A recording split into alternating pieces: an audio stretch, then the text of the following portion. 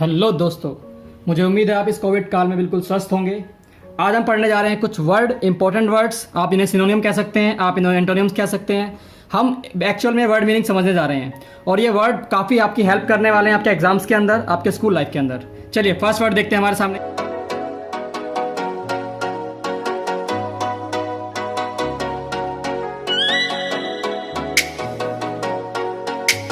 क्या है?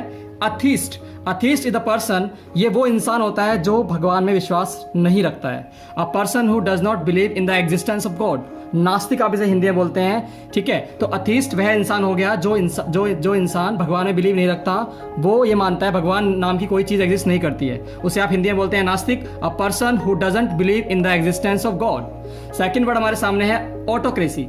ऑटोक्रेसी वो सिस्टम होता है जहां पे एक इंसान, एक आदमी जो है पूरी अनलिमिटेड पावर के साथ राज करता है, यानी आप उसे बोल सकते हैं निरंकुश राज शासन। निरंकुश मतलब जिसके ऊपर किसी का कंट्रोल नहीं है, ऐसा सिस्टम।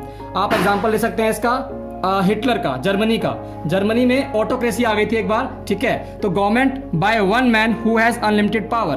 करंट एग्जाम्पल आप मुझे कमेंट में बताएंगे करंट एग्जाम्पल क्या चल रहा है इसका, ठीक है। आप वीडियो पॉज कीजिए और कमेंट कीजिए, मैं आपको इसका आंसर लास्ट में बताऊंगा। थर्ड हमारे सामने है ऑटोक्रेट। ऑटोक्रेट वो इंसान होता है जो निरंकुश होता है। देखिए ये आपका ऑटोक्रेसी जो है हमारा वो सिस्टम है, ये सिस्टम को आप बोलते हैं ऑटोक्रेसी, लेकिन ऑटोक्रेट वो इंसान है जो ये सिस्टम चला रहा है। A person who rules without consulting the opinion of others, यानी ऐसा इंसान जो दूसरों से बिना पूछे, उनसे कोई राय मशवरा नहीं करता वो, और अपने अकॉर्डिंग डिसीजन लेता रहता है, उस इंसान को आप बोलते हैं ऑटोक्रेट। ऑटोक्रेट से मिलकर बना है ऑटोक्रेसी। तो ये आपका ऑटोक्रेट हो गया, निरंकुश व्यक्ति जो इंसान अपनी चला रहा है, और ऑटोक्रेसी वो सिस्टम जहां पे ये इंसान अपनी बातें मनवा रहा है लोगों से। अगला वर्ड है आपका अर्सेनल। अर्सेनल का मीनिंग हो जाता है हथियार घर, जहां पे हथियार रखे जाते हैं। A place where weapons and ammunitions. Ammunitions माने क्या होता है? जो भी आपके जो गोला बारूद होता है उसको बोलते हैं हम इंग्लिश में एम्यूनिशंस स्टोर्ड, यानी जहां पे आप जो है अपने हथियार, अपने गोला बारूद रखते हैं, उसे बोलते हैं अर्सेनल। अगला वर्ड आपके सामने है एलिगोरी। फिफ्थ वर्ड आपका एलिगोरी। इसका मतलब क्या होता है? रूपक, यानी बेसिकली आप जो है कुछ आइडियाज को पीपल यानी लोगों की तरह प्रेजेंट करते हैं। मैं आपको एक सिंपल सा एग्जांपल देता हूं। जैसे आप बोलते हैं कई बार नेचर को आप जो है प्रकृति माँ बोल देते हैं, धरती को आप धरती माँ बोल देते हैं, यानी कुछ आपके आइडियाज हैं, कुछ ऐसी चीजें हैं जिनको आप जो है पर्सोनिफाई करते हैं, उन्हें आप लोगों की तरह प्रेजेंट कर देते हैं, उसे आप बोल सकते हैं क्या? रूपक, एलिगोरी। सिक्स्थ वर्ड हमारे सामने है अरिस्टोक्रेसी। अरिस्टोक्रेसी का मतलब क्या हो गया? देखिए बहुत इंटरेस्टिंग हो जाता है आपको मैं, यहाँ पे क्रेसी वर्ड आया है और यहाँ पे भी क्रेसी वर्ड आया है।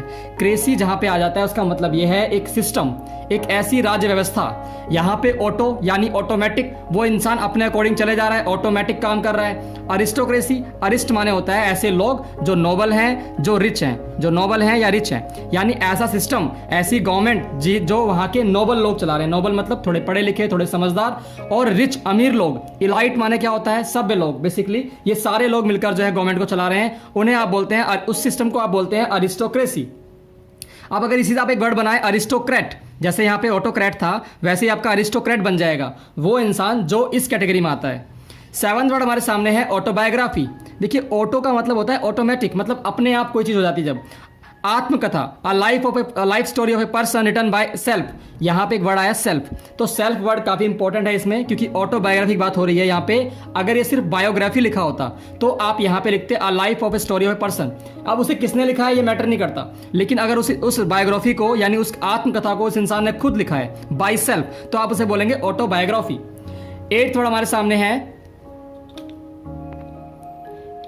सामने है एवियरी। एवियर का मीनिंग क्या हो जाएगा? पक्षीशाला, यानी जहां पे पक्षियों को रखा जाता है। लार्ज केज और बिल्डिंग फॉर कीपिंग बर्ड्स, यानी वहां पे आप बहुत बड़ा एक तो केज लगा हुआ है, उसके अंदर पक्षियों को रखते हैं, उसे बोलते हैं एवियरी। देखिए आपके सामने एक वर्ड आया है एवी।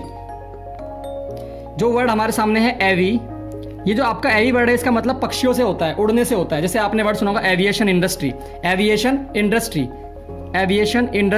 यानी वो इंडस्ट्री जहां पे जो है हवाई जहाज, हेलीकॉप्टर, उस पूरी इंडस्ट्री को बोलते हैं एविएशन इंडस्ट्री। तो एवियरी का मतलब क्या हो गया? ये रूट वर्ड मिल गया आपको एक तरीके से। तो यहाँ पे है पक्षीशाला, लार्ज केज और building for keeping birds. Ninth word हमारे सामने है एनाल्गेसिया। इसका मतलब क्या हो गया? पीड़ाहर, यानी बेसिकली आपने जो है वो एबिलिटी खो दी है जिससे आपको पेन फील होता था। Loss of ability to feel pain while still conscious.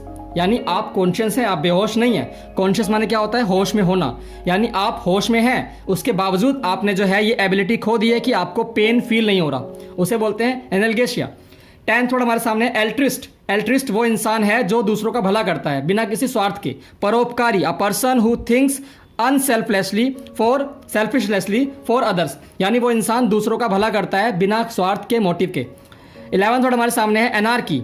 Anarchy माने क्या हो गया? अराजकता, यानी ऐसा प्लेस, आपने शायद ये वर्ड बहुत सुना होगा न्यूज़ के अंदर, अराजकता फैल रही है इंडिया में, ये है वो एंड ऑल। सो अनार्की माने क्या हो गया? The absence of government in a country. किसी एरिया में गवर्नमेंट जब खत्म हो जाती है तो वहाँ पे लोग कुछ भी करते रहते हैं, उसे बोलते हैं अनार्की। एंड लास्ट वर्ड हमारे सामने एक्सेसिबल। एक्सेसिबल माने क्या होता है? आपका प्राप्य, यानी वो चीज़ जो आपको मिल सकती है, objects having life in them, यानी जिसके अंदर जिंदगी है और आप उसे प्राप्त कर सकते हैं, उसे आप ले सकते हैं, उसे बोलते हैं आप एक्सेसिबल। ऑडिबल। 13 वर्ड हमारे सामने है ऑडिबल। ऑडिबल का मीनिंग क्या हो गया? सुनाई देने योग्य, ऐसी आवाज दैट कैन बी हर्ड। जैसे आप बोल सकते हैं एम आई ऑडिबल, इसका मीनिंग क्या हो गया? क्या मेरी आवाज आप तक पहुंच रही है? 4th वर्ड हमारे सामने है आर्बिट्रेटर।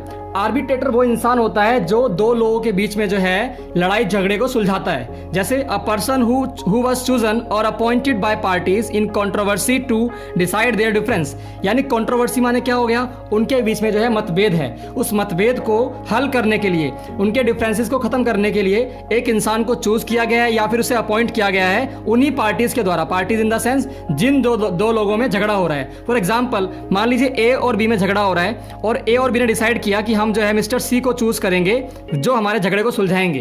तो मिस्टर सी यहां पे क्या काम करेंगे? आपका आर्बिट्रेटर काम करेंगे, उसे हम बोलते हैं निर्णायक। 15th वर्ड हमारे सामने है एम्बिवर्ट। एम्बिवर्ट माने क्या हो गया? उभमुखी। इसका मीनिंग क्या है? बहुत शुद्ध हिंदी में लिखा हुआ है उभमुखी। One who turns through both inwards and outwards, यानी ऐसी चीज जो अपनी थॉट्स को अंदर यानी इनवर्ड्स एंड आउटवर्ड्स दोनों साइड टर्न कर लेता है, अपनी थॉट्स को जो है वो दोनों तरीके से सोच पाता है। तो एमबी का मीनिंग होता है बोथ। इसका मीनिंग क्या हो गया आपका? बोथ। ये आपका रूट वर्ड है। ओके, सो हमारे पास नेक्स्ट वर्ड हमारे पास है क्या? बायोग्राफी। बायोग्राफी मतलब मैंने आपको बताया अभी लास्ट पेज के ऊपर कि बायोग्राफी अगर ऑटो लगा देंगे आप आगे तो उस इंसान ने वो अपनी कहानी खुद लिखी है। The life history of a person written by another. यहाँ पे कीवर्ड क्या है? अनदर, किसी और ने उसकी लाइफ के बारे में लिखा है।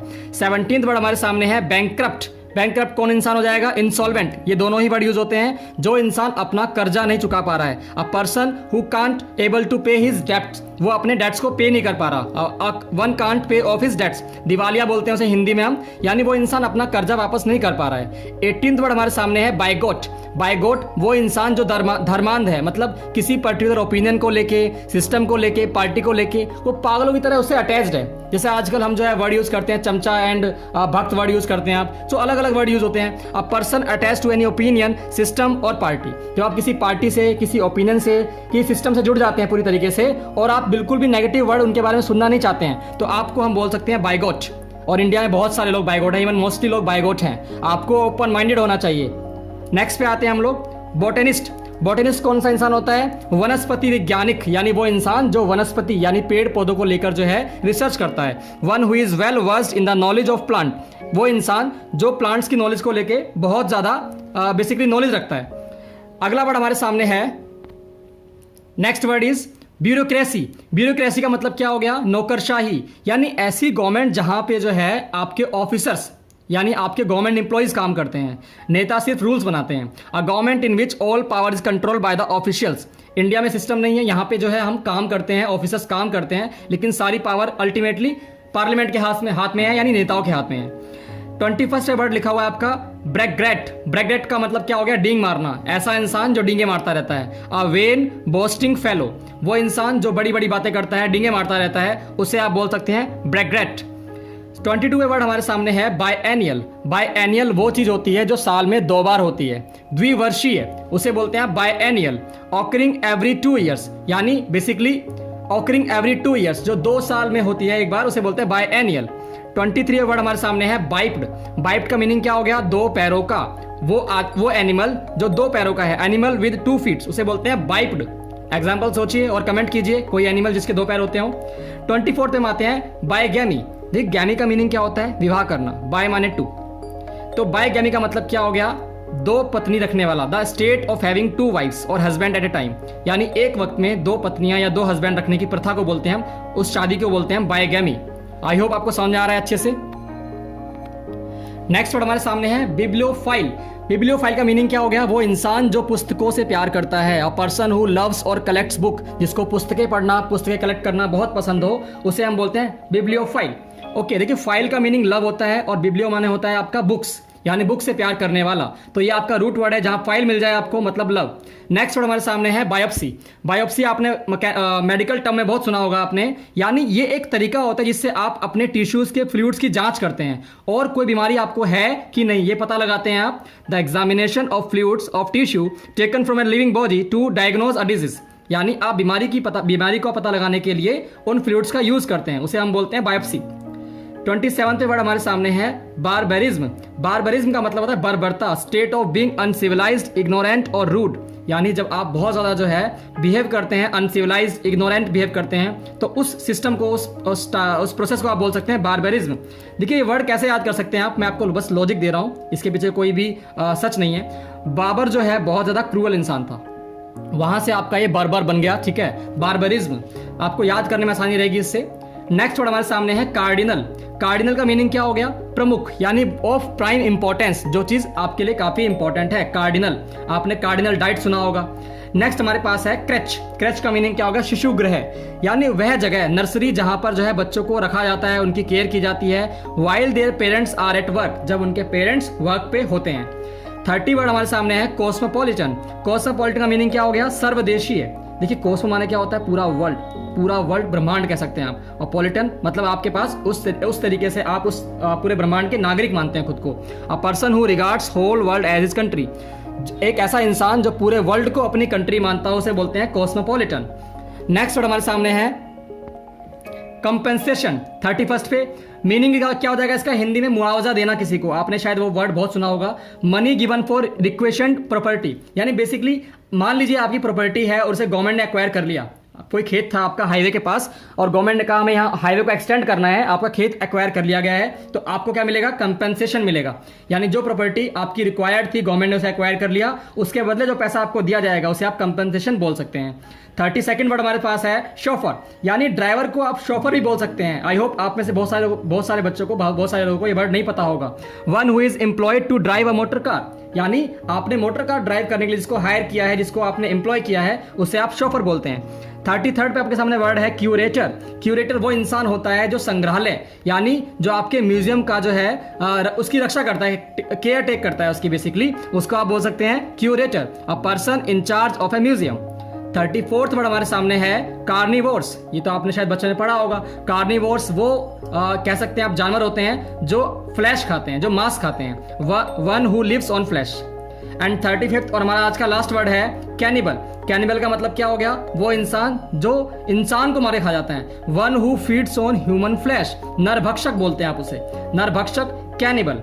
आई होप आपको आज का लेक्चर अच्छा लगा होगा। अगर आपको लेक्चर अच्छा लगा है तो चैनल को सब्सक्राइब कीजिए, वीडियो को लाइक कीजिए और अगर आपको इससे फायदा पहुंचा है तो अपने दोस्तों में शेयर कीजिए। Thank you so much for being here.